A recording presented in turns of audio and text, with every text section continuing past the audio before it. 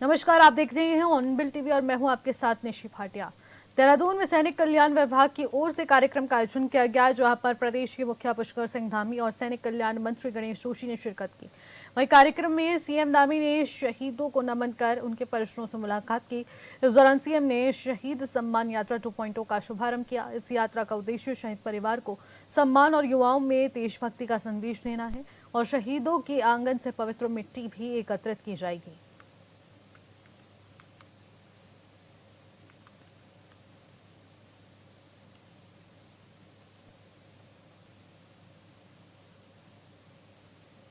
तो सैनिक कल्याण विभाग की ओर से कार्यक्रम का आयोजन सीएम पुष्कर सिंह धामी ने शिरकत की है।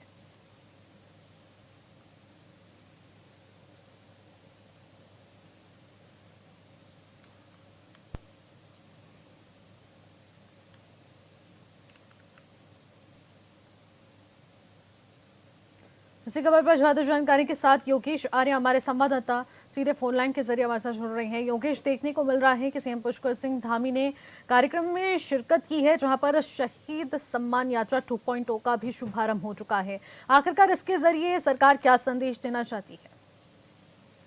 देखिए निशी, जिस तरह से आज उत्तराखंड में शहीद सम्मान यात्रा के दूसरे फेज की शुरुआत हुई है और ये यात्रा क्योंकि आज से प्रारंभ होकर 4 अक्टूबर तक चलेगी, 2 चरणों में यात्रा को निकाला गया है और शहीदों के आंगन की पवित्र मिट्टी जो है इसमें विकसित की जा रही है, जिसको देखते हुए कि सैनिकों का सम्मान हो। और मुख्यमंत्री पुष्कर सिंह धामी ने इसका शुभारंभ किया है और जिस तरह से उन्होंने शहीद नारायण सिंह नेगी के घर से ये कार्यक्रम की शुरुआत की है दूसरे चरण की, तो इसमें यात्रा में प्रशासन, पुलिस, स्वास्थ्य, नगर और शिक्षा विभाग के लोग भी शामिल हैं और यात्रा का उद्देश्य सीधे तौर पर शहीद परिवारों का सम्मान और युवाओं में देशभक्ति का संदेश देना है। तो निश्चित तौर पर समझा जा सकता है कि जिस तरह से लगातार जो है कहीं ना कहीं मुख्यमंत्री पुष्कर सिंह धामी हो, चाहे वे सैन्य विभाग के मंत्री हो, लगातार जो है लोगों को सम्मान देने का काम करते हैं और शहीदों के परिवार को सम्मान करने का काम करते हैं। उनको समय समय पर किस तरह से लाभान्वित करना है, किस तरह से उनका प्रयास रहता है, तो उस चीज को लेकर के लगातार कार्यक्रम होते हैं और जिस तरह से आज कार्यक्रम की शुरुआत हुई, निश्चित तौर पर जो है कहीं ना कहीं शहीदों के सम्मान के लिए जो है एक बड़ा कदम उठाया गया है। बिल्कुल योगेश, और देखने को मिला है कि आज से इस कार्यक्रम की शुरुआत हो चुकी है। आखिरकार अब ये कार्यक्रम कब तक जारी रहेगा?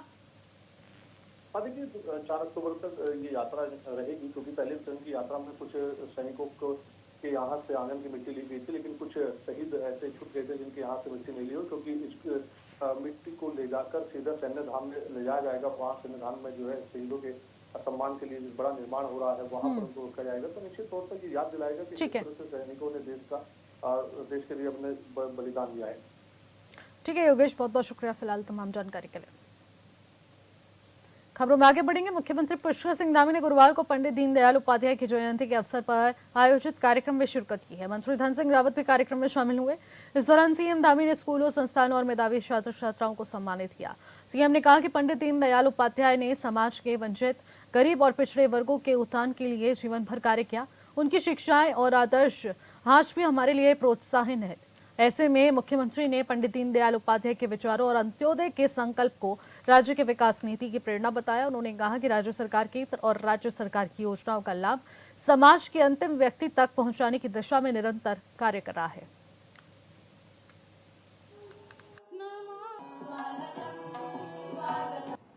हम कुछ एक सैकड़ों लोग यहाँ पर हैं, लेकिन मुझे लगता है कि पूरे प्रदेश के प्रतिनिधि यहाँ पर हैं।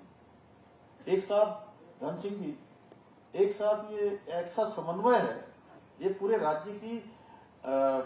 राज्य का प्रतिनिधित्व करने वाले यहाँ जहाँ पर हमारे शिक्षक गण हैं, हमारे अभिभावक गण हैं और जो भविष्य के हमारे कर्णधार हैं, हमारे बच्चे, हमारे छात्र छात्राएं, वह भी इसमें है। क्योंकि हमारे शिक्षक जो अपनी शिक्षा दे रहे हैं, अभिभावक गण जो अपने बच्चों को अच्छे संस्कार और शिक्षा देने के लिए प्रेरित कर रहे हैं, उनके लिए अपने को लगा रहे हैं, वह भी यहाँ है।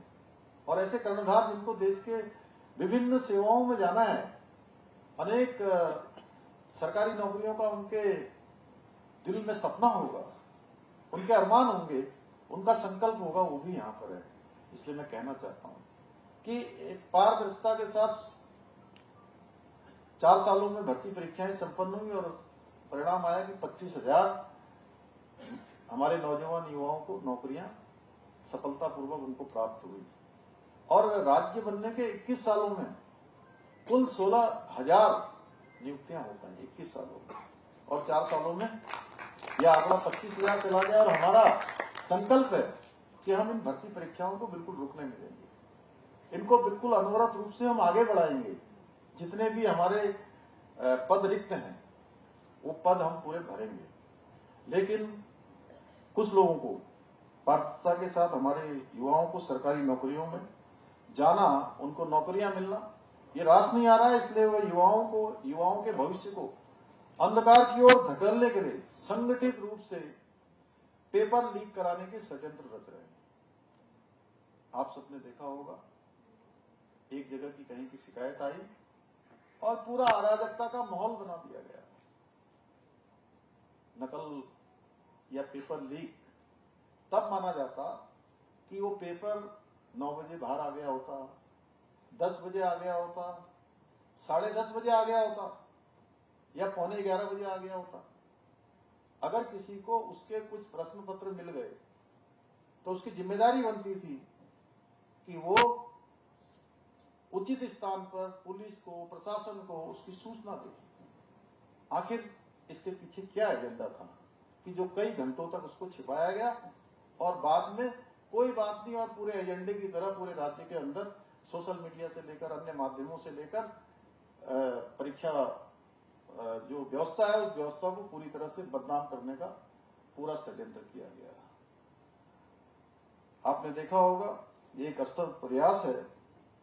ये पेपर लीक नहीं कहूंगा मैं इसको, ये नकल का प्रकरण आप कह सकते हो, और नकल के प्रकरण के लिए हमने कानून बनाया है। और कोई कानून बनाया जाता है इसका मतलब ये नहीं है कि वो कानून पर अपराध करने वाले नहीं होंगे। अपराधी उसमें भी अपराध करने की कोशिश करते हैं, लेकिन पकड़े जाने पर वो कानून सख्ती से उस पर कार्रवाई करता है। इस पर भी सख्ती से कार्रवाई होगी।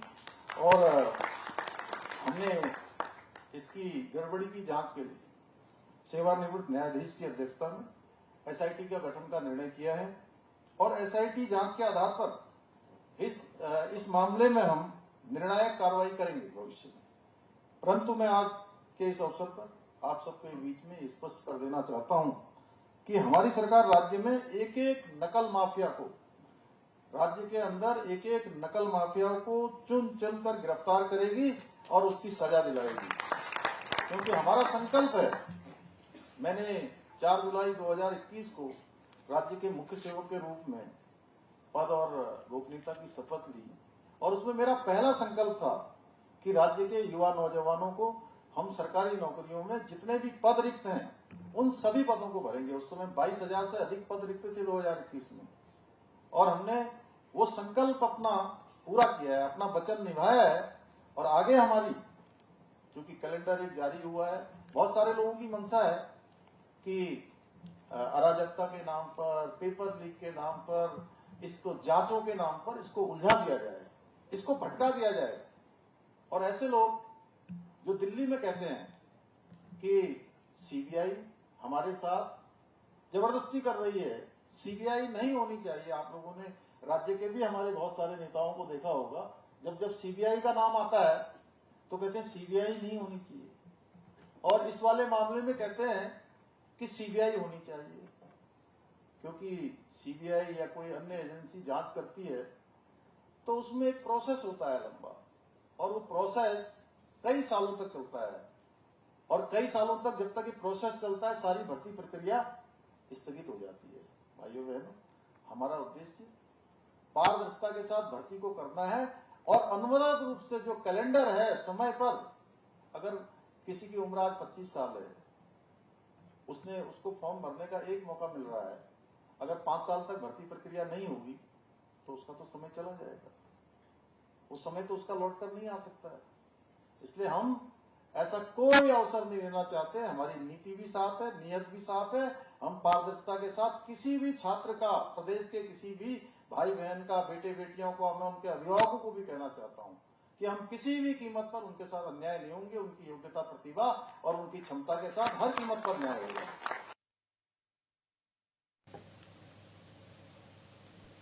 उत्तराखंड में नकल प्रकरण की गंभीरता को लेकर सरकार ने सख्त कार्रवाई की है और नकल प्रकरण में अफसर KN तिवारी को तत्काल निलंबित कर दिया है।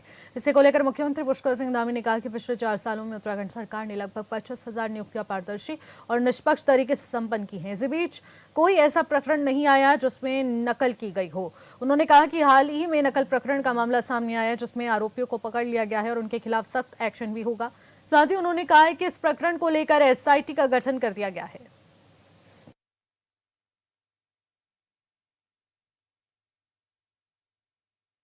पिछले 4 वर्षों में हमने 25,000 नियुक्तियां पारदर्शी और निष्पक्ष तरीके से संपन्न की हैं। उसी का परिणाम है कि आज 25,000 अभी तक नियुक्तियां संपन्न हो चुकी हैं और एक में भी किसी में भी कोई ऐसा प्रकरण नहीं आया जिसमें कहीं पर नकल की गई हो, कहीं पर पारदर्शिता न अपनाई गई हो।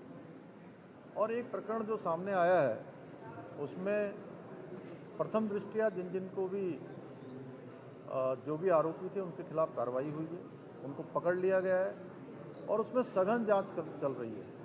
जो भी उस केंद्र से संबंधित या उस परीक्षा से संबंधित जिनके ऊपर भी अपने दायित्वों का निर्वहन करने का आरोप है या जिन्होंने कर्तव्यों में ढिलाई बरती है उनके खिलाफ कठोर कार्रवाई होगी। किसी को छोड़ा नहीं जाएगा। एक एक नकल माफिया को या नकल के काम को आगे बढ़ाने वालों या जिन्होंने भी इस भर्ती प्रक्रिया को खराब करने का प्रयास किया है उनको जेल की सलाखों के पीछे भेजा जाएगा। इसके लिए SIT का गठन कर दिया गया है। बरसात के बाद पुनः प्रारंभ हुई चारधाम यात्रा को लेकर केदारनाथ विधानसभा के बीजेपी विधायक आशा नौटियाल ने कहा कि यात्रा का दिव्य चरण अब पूरी तरह से शुरू हो चुका है और श्रद्धालु बड़ी संख्या में धामों का रुख कर रहे हैं। उन्होंने बताया कि वर्तमान में प्रतिदिन लगभग 15,000 श्रद्धालु दर्शन करने के लिए पहुंच रहे हैं और जैसे जैसे मौसम सामान्य हो रहा है ये संख्या लगातार बढ़ती जा रही है। देखिए, बरसात के बाद द्वितीय चरण की यात्रा अब नवरात्रि से प्रारंभ हुई है और अभी धीरे धीरे मतलब यात्री पहुंच रहे हैं, जो कि मुझे लगता है हर दिन 15,000 के करीब यात्री केदारनाथ पहुंच रहे हैं। यमुनोत्री विधानसभा से निर्दलीय विधायक के CM आवास घेराव के दौरान लगाए गए आरोपों पर बीजेपी विधायक दुर्गेश्वर लाल ने पलटवार किया है। उन्होंने कहा कि चुनाव नजदीक आते ही कुछ लोग राजनीतिक हथकंडे अपनाकर सरकार पर बेबुनियाद आरोप लगा रहे हैं। उन्होंने स्पष्ट कर दिया है कि धामी सरकार हर अंतिम छोर पर बैठे व्यक्ति के साथ खड़ी है और विकास कार्यों को प्राथमिकता दे रही है। देखने को मिला कि जो निर्दलीय विधायक है वो लगातार देहरादून आ रहे थे, लेकिन उनका आरोप है कि सरकार ने साजिश के तहत पुलिस को वहाँ खड़ा करके उनको आने नहीं दिया। क्या कहेंगे इसमें? ये बेसिकली अब उनके जो है चुनाव सामने आ गया है तो चुनाव हथकंडे अपनाने के लिए लोग कुछ ना कुछ कर ही रहे हैं। वो बेसिकली अपने जो लोग या राजनेताओं की थोड़ी सी खूबियाँ होती है। तो सरकार पूरी तरह से उनके बयान अपने अब जो है उन्होंने मंचों के माध्यम से कहा है कि मैंने मुख्यमंत्री से जो है 5% मांगा है तो उन्होंने 25% दिया है। तो यही तो स्पष्ट नहीं हो पा रहा है। लेकिन आज सरकार जो है धामी सरकार एक अंतिम छोर पे बैठे हुए व्यक्ति के साथ है और हर आदमी के साथ खड़ी है। और जो भी उन्होंने बयानबाजी दी अपनी जो अभी पॉलिटिकल एजेंडा है उसको चलाने का है। विधायक जी, स्वच्छता ही सेवा पखवाड़े के तहत विकास भवन परिसर में मुख्य विकास अधिकारी गिरीश गुणवंत की उपस्थिति में सफाई अभियान चलाया गया। मुख्य विकास अधिकारी ने सफाई अभियान में शामिल विकास भवन कार्यालयों का सभी अधिकारियों व कर्मचारियों को स्वच्छता को अपने दैनिक जीवन का हिस्सा बनाने का संदेश दिया। आयोजित इस सफाई अभियान में अधिकारियों और कर्मचारियों द्वारा विकास भवन के अंडरग्राउंड नाले समेत परिसर में व्यापक स्तर पर सफाई की गई। ये जैसा कि आपको विदित है कि 17 सितंबर से 2 अक्टूबर तक हम लोग स्वच्छता ही सेवा पखवाड़ा मना रहे हैं। तो इसी क्रम में हम लोग आज यहाँ पे विकास भवन में जो विकास भवन के जो जितने भी हमारे कार्यालय हैं, विकास भवन के जो परिसर है, इसकी साफ़ सफाई हम लोग कर रहे हैं। और जैसा आपने देखा इसके बीच से एक हमारे विकास भवन के बीच से एक बड़ा नाला भी इसमें गुजरता है, तो इसमें भी काफ़ी गंदगी है। इसको हमने अभी पूरी तरीके से साफ़ किया है। और इसके अलावा जितने भी हमारे कार्यालय परिसर है, जो हमारे इसकी लॉबीज़ हैं कार्यालय की या कार्यालय परिसर है, उसको हम लोग उसकी आज हम लोग साफ़ सफाई कर रहे हैं। और इसी के साथ में हमारा पूरे जनपद में लगातार ये कार्यक्रम 17 सितंबर से लगातार चल रहे हैं और ये 2 अक्टूबर तक लगातार चलते रहेंगे। और इसमें सभी कार्यालयों में, विकास खंडों में बड़े पैमाने पर स्वच्छता अभियान जनपद में चलाया जा रहा है। कर्मियों को ये निर्देश दिए गए हैं और ये कि अपने अपने जो भी कार्यालय हैं उसमें वो उनके कार्यालयों के अंदर भी साफ़ सफाई की व्यवस्था बनाए रखें, अपने कार्यालयों में साफ़ सफाई करें। जो भी उनकी पत्रावलियाँ हैं जो कि अब निष्प्रयोज्य हो चुकी हैं उसको वीड आउट किया जाए और जिससे कि स्पेस भी रहेगा और दूसरा जो एक कार्यालय में एक डेकोरम मेंटेन होता है, साफ़ सफाई रहती है, तो सभी लोगों के जो हमारे कर्मचारी भी कार्यालयों में काम करते हैं उनके स्वास्थ्य पे भी उसका अच्छा बीते कुछ दिन पहले जसपुर के एक गांव में एक नाबालिग के साथ दुष्कर्म के बाद उसकी हत्या कर दी गई, जिसके बाद पुलिस ने 24 घंटे के अंदर पूरे मामले का खुलासा कर आरोपी को जेल भेज दिया। वही बाल अधिकार संरक्षण आयोग की अध्यक्ष गीता खन्ना और पूर्व विधायक शैलेंद्र मोहन सिंगल पीड़ित परिवार को सांत्वना देने के लिए उनके घर पहुंचे और उन्होंने पीड़ित परिवार को दोषी के खिलाफ सख्त सजा दिलवाए और सरकार की ओर से हर संभव मदद दिलवाने की बात कही। मीडिया से बातचीत में उन्होंने कहा कि ऐसे अपराधी की सजा सख्त से सख्त होनी चाहिए। उन्होंने कहा कि अगर इस अपराध की बात की जाए तो पुलिस ने त्वरित कार्रवाई की है और एविडेंस इकट्ठा कर लिए हैं।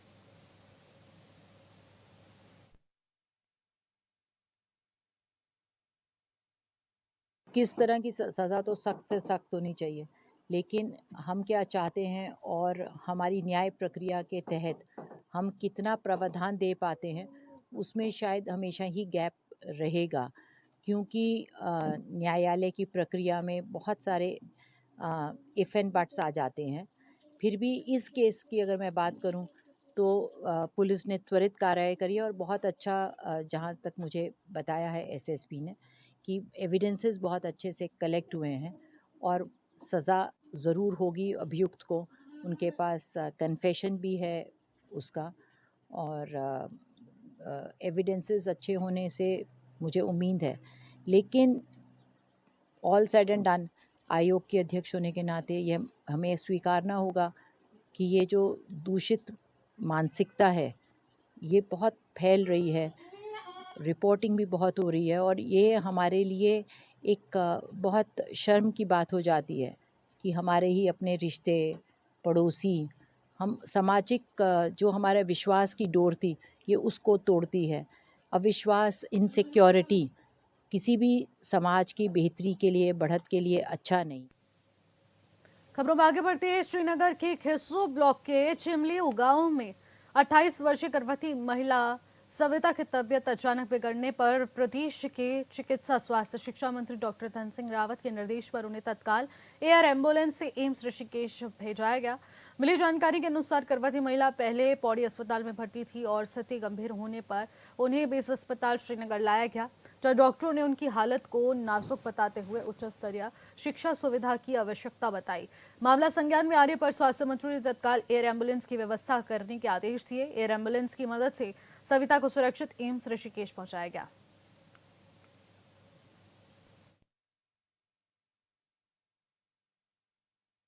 मेरा नाम विपिन सिंह बिष्ट है, ग्राम चिमलियों, पोस्ट ऑफिस जाग, पौड़ी गढ़वाल। मेरी बीवी प्रेग्नेंट है और थोड़ा दिक्कत परेशानी आ गई थी, तो इसकी वजह से बेस पे लाए थे। बेस से उन्होंने रेफ़र कर दिया, तो अभी सुविधा है नहीं, तो एयरलिफ्ट करके इनको एम्स में ले जाया जा रहा है। और मैं माननीय धन सिंह रावत जी का आभार व्यक्त करता हूँ जिन्होंने ये सुविधा दी हमें। धन्यवाद। अगली खबर उधम सिंह नगर के जसपुर सामुदायिक स्वास्थ्य केंद्र की है, जहां पर सेवा पखवाड़ा के तहत एक चिकित्सा शिविर का आयोजन किया गया, जिसमें जिले भर से चिकित्सा विभाग के अधिकारी मौजूद रहे और इस दौरान शिविर में लोगों की निःशुल्क जांच कर उन्हें फ्री दवाइयां बांटी गई। वहीं शिविर में पहुंचे अपर मुख्य चिकित्सा अधिकारी रुद्रपुर डीपी सिंह ने बताया कि जसपुर सामुदायिक स्वास्थ्य केंद्र में ये दूसरा कैंप का आयोजन हो रहा है, जिसमें सभी विशेषज्ञ, नेत्र विशेषज्ञ, ईएनटी और स्किन सर्जन सभी विशेषज्ञ आए हुए हैं और शिविर में दिव्यांगों को सर्टिफिकेट्स भी यहां पर बना रहे हैं। ये आज एक तो यहाँ बताऊंगा दूसरा कैंप लग रहा है आज 25 तारीख को जसपुर में। इसमें स्वस्थ दाई सशक्त परिवार अभियान के तहत ये कैंप लगाया गया है। इसमें हमारे सभी ओपीडी, सभी विशेषज्ञ हैं, जैसे सर्जन है, मेडिसिन है, गायनी वाले हैं, ईएनटी है, आई है, स्किन है, सभी लोग आए हैं, विशेषज्ञ आए हुए हैं। यहाँ पर दिव्यांग सर्टिफिकेट भी बन रहे हैं। मानसिक वाले डॉक्टर्स को भी हमने बुला रखा है यहाँ पर। तो सभी लोगों का यहाँ पर फ्री में इलाज हो रहा है, फ्री में सर्टिफिकेट बन रहे हैं और फ्री में दवाइयाँ दी जा रही हैं। इससे कि जितनी ज्यादा हमने महिलाओं के ऊपर ज्यादा फोकस है, जैसे इसका नाम भी है स्वस्थ नारी सशक्त अभियान में, तो इसमें महिलाओं के ऊपर जो है ज्यादा फोकस है। उसमें जो एनसी है, एंटी नेटल केयर वाली महिलाएं होती हैं, वो गर्भवती महिलाएं होती हैं, तो हमने गायनी वाले विशेषज्ञ डॉक्टर को स्वस्थ नारी सशक्त परिवार अभियान के तहत आज सामुदायिक स्वास्थ्य केंद्र जसपुर में एक बृहद चिकित्सक शिविर का आयोजन किया जा रहा है, जिसमें विभिन्न तरह के स्पेशलिस्ट रुद्रपुर, काशीपुर और जगह से आए हुए हैं। साथ ही विकलांग कैंप के लिए भी पूरी टीम आई हुई है, जो आज यहाँ पर करीब 800 रजिस्ट्रेशन अभी तक हो चुके हैं। इसके अलावा जो मरीज और भी आए हैं जिनकी जांचें होंगी, उनकी सर्जरी भी बाद में कराई जाएगी। साथ ही इसके अलावा जो और अन्य लोग आ रहे हैं हमारे, उनका भी इलाज निःशुल्क ज्योतिर्मठ में इन दिनों शारदीय नवरात्र पर्व को लेकर स्थानीय मठ और मंदिर श्रद्धालुओं की आमद से गुलजार नजर आ रहा है।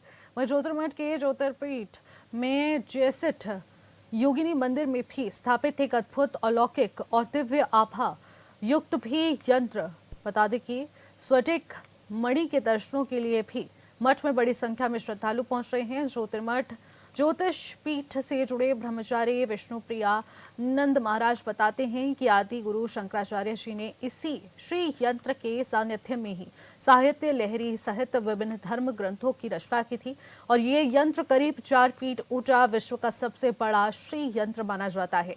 गुरु श्री महाराज जी बताते हैं कि इस अलौकिक श्री यंत्र की वाइब्रेशन पूरे उत्तराखंड को कवर करती है और इस श्री यंत्र की विशेष खासियत यह भी है कि इसके सामने बैठे व्यक्ति को किसी ध्यान मुद्रा, श्लोक, योग साधना की आवश्यकता नहीं होती है।